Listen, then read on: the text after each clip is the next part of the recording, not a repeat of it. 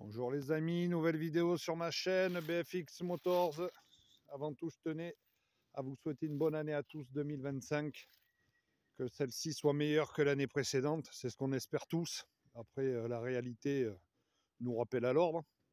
Bon, aujourd'hui, petite présentation de cette K1600 GT BMW de 2019.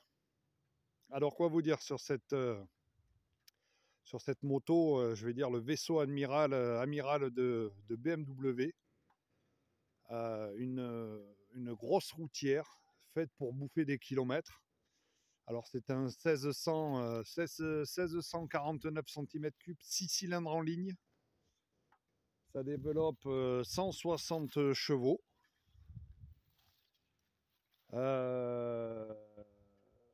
Le couple, il est de à peu près 18 Nm à 5250 tours. Et l'avantage ou le désavantage, mais c'est comment vous dire, c'est toutes les motos de cette catégorie. C'est son poids qui fait les 332 kg. Alors à mon âge, ça je peux plus. J'ai eu des GT, mais rien à voir avec des GT. J'avais un GTR 1400, j'en avais déjà parlé quand j'ai présenté le FJR. Mais là, on est dans la catégorie au-dessus. Au niveau équipement, au niveau tout, quoi. C'est du BM.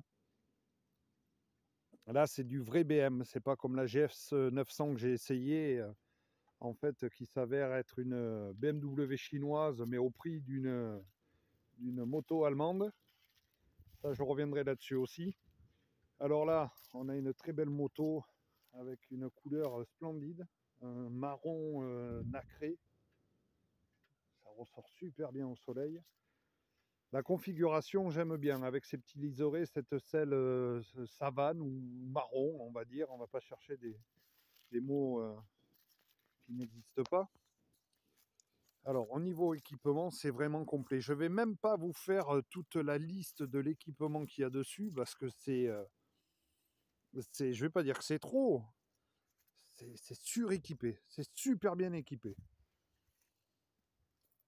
Les pots d'échappement qui sont super sympas comme ça, avec les 3 sorties.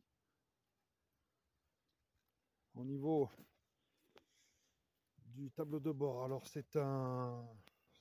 Il n'y a pas de clé, vous mettez... si, il y a une clé, mais vous la mettez dans la poche. Et puis voilà, il n'y a plus de barillet vraiment. La radio, bien sûr. C'est suréquipé. En fait, vous allez vous dire, mais c'est pas ce qu'il dit. Mais si, vous avez l'écran GPS, vous avez la bulle qui monte toute seule, comme toutes les GT, le régulateur de vitesse. Vous avez une marche arrière. Vous avez un shifter dessus qui est hyper efficace. Vous avez plein de choses, plein de modes.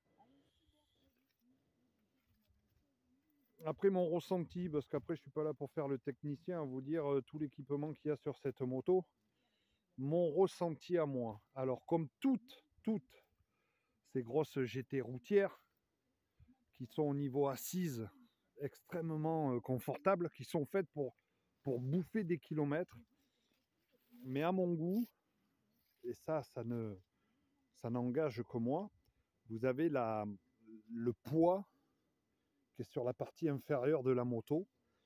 Et automatiquement vous le sentez mais énormément le poids. Moi je trouve à rouler sur petite route ou trajet, alors après comme toute moto il y a un temps d'adaptation, au bout d'un moment il n'y a aucune moto qui est exempt de défauts, mais on s'y habitue, on s'adapte aux défauts. Je ne sais pas si c'est un défaut, mais moi c'est quelque chose qui me gêne. Voilà, c'est son poids.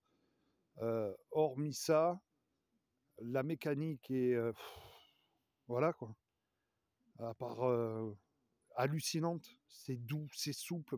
Plus vous avez de cylindres et plus vous avez de la douceur. Il y a de la longe, mais tout en douceur. C'est quelque chose d'extrêmement agréable, puissant, puisque ça fait quand même 160 chevaux. C'est pour celui qui a les moyens et qui aime le confort, qui aime la mécanique douce, c'est pile poil ce qu'il faut. Voilà quoi. Après, il y a extrêmement d'équipements, mais toutes les motos aujourd'hui, c'est bardé d'électronique. Vous avez, elle a les suspensions pilotées, elle a, voilà. Alors peut-être que sur ce style de moto, c'est utile, mais est-ce vraiment utile aussi? Parce que tout l'électronique embarquée qu'on a sur les nouvelles générations de motos, au bout du compte, quand vous faites le tour, vous utilisez pratiquement rien, quoi. Ou voire, pour certaines catégories de motos, vous êtes pour utiliser la moto pour ce qu'elle est conçue, vous déconnectez tout ce qui est apporté en technologie parce que vous vous rendez compte que ça vous pénalise en conduite. Je me comprends. Je parle des gros trails. Voilà, mais là revenons sur la BM. Hormis vous dire que c'est une super bécane, après, ben, c'est BMW, vous payez le prix, mais vous avez la qualité. Sur ces modèles-là, sur les vrais BM, je parle moi. Euh, un, un, un régal à conduire sur route, hormis ce poids, mais je vous dis, je pense qu'on s'habitue. C'est un vrai régal. Les commandes sont souples, l'accélérateur, alors ça doit être, c'est les accélérateurs, ce n'est plus à câble, c'est avec un potentiomètre. Je trouve que il faut vraiment ouvrir, mais c'est ce qui permet de rouler doucement avec aussi. Le ressenti à la poignée est un peu bizarre. Toujours pareil, il faut s'adapter. Voilà les amis, si vous avez des infos à apporter sur cette moto, ou si j'ai dit des erreurs, comme d'habitude, c'est avec plaisir. Alors je sais que les nouvelles générations, à la place de ce tableau de bord qui est assez complet quand même, hein, ben maintenant c'est une énorme tablette. Euh, c'est comme ça maintenant. Et puis voilà. Voilà, si vous avez des infos à m'apporter, n'hésitez pas, abonnez-vous, likez. J'espère arriver aux 1000 abonnés. Nous sommes 951. Je vais radoter, hein, comme je dis d'hab. Comme d'hab, hein, un jour, j'aurai des vidéos de qualité.